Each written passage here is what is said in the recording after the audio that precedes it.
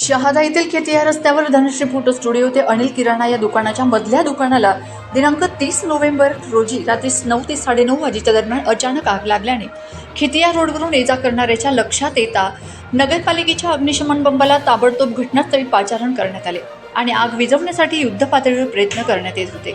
शहादा नगरपालिकेचे मुख्य अधिकारी साजिद पिंजारी यांच्या मार्गदर्शनाखाली कर्मचाऱ्यांनी आग विझविण्यासाठी प्रयत्न सुरू केलेत। आग लागलीच आटोक्यात आणण्यात यश प्राप्त झाले। आग लागल्याची वार्ता हव्यासारखी पसरल्याने पाहणाऱ्यांनी एकच गर्दी केली होती। नेमकी ही आग कशामुळे लागली याचं कारण अद्यापही स्पष्ट झालेलं नाही। प्रश्नचिन्ह न्यूज नेटवर्क शहादा।